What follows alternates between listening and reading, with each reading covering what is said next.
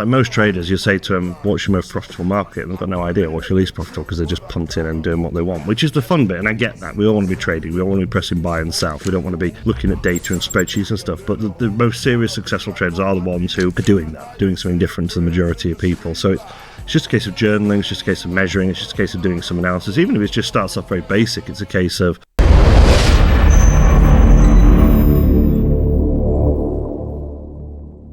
Hello traders and welcome back to another episode of We Are Funny Trading Plus, the podcast. This week we asked our traders a very important question. We asked the traders, is making consistent gains in trading achievable?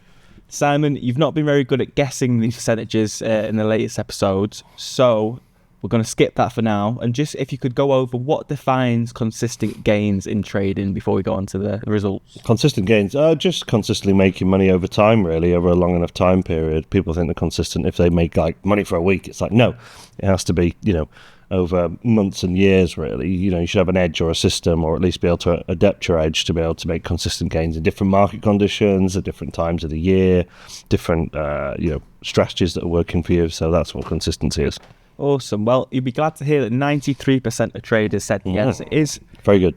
Possible to make consistent gains in trading, that it is achievable. That is really, really good. But for the 7% who said no, that it isn't achievable, let's just touch upon that a little bit and just sort of go over the main challenges to consistency in trading. Yeah, I mean, I think they probably just are. They're probably consistently unprofitable, which isn't uncommon in trading, is it? But yeah, the challenges to consistency are people don't put the work in. Yeah. What behaviours do consistent traders do versus what do the inconsistent traders do? Now, consistent traders, it's not just about having a strategy. You can have a profitable strategy, but if you don't execute the strategy correctly, then it really doesn't matter sort of how good the strategy is. So consistent traders are trying to execute things, they're trying to work on the mistakes, they're journaling, they're logging, they're looking at which markets are the most profitable for them, what days are the most profitable for them, what time frames are the most profitable for them, and then they're doing that analysis, treating it professionally like a business and sort of trying to tweak the things that aren't working for them and trying to put the foot down on things that are working for them. That's pretty much it. Yeah, so how important is risk management in trading?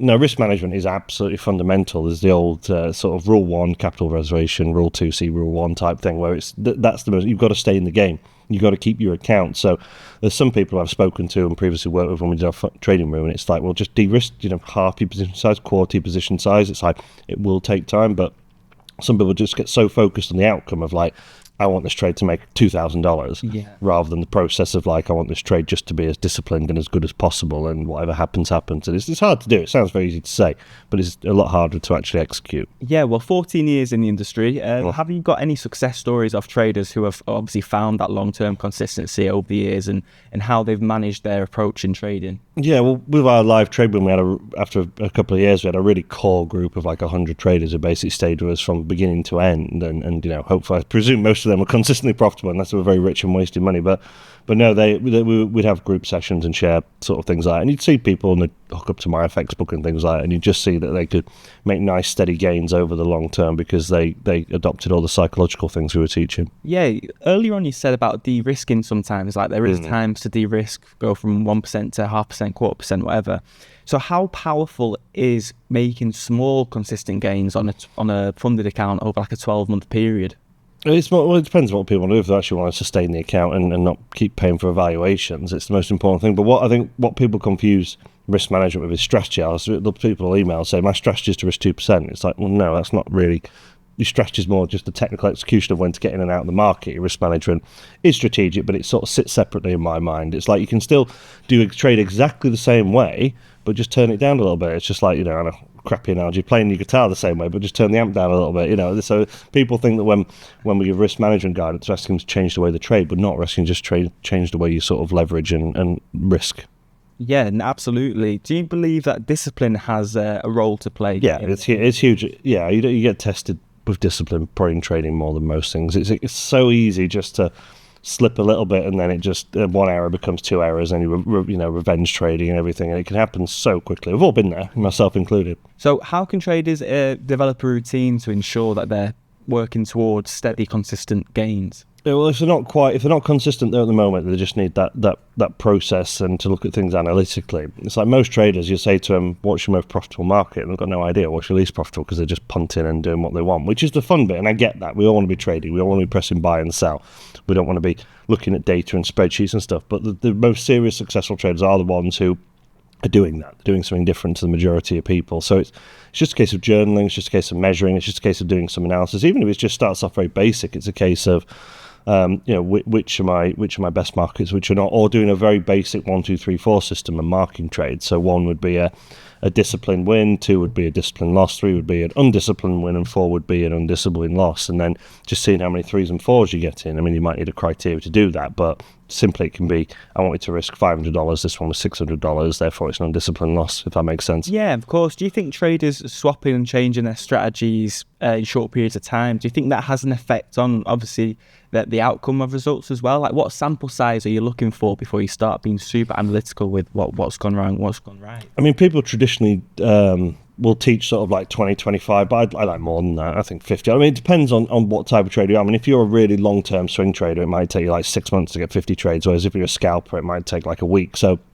also depends on how quickly you can gather this data as well. But the more the better, general rule, but at least 20. Yeah, that's awesome. So we've saying that 93% of our traders said yes, it is achievable for long-term consistent gains.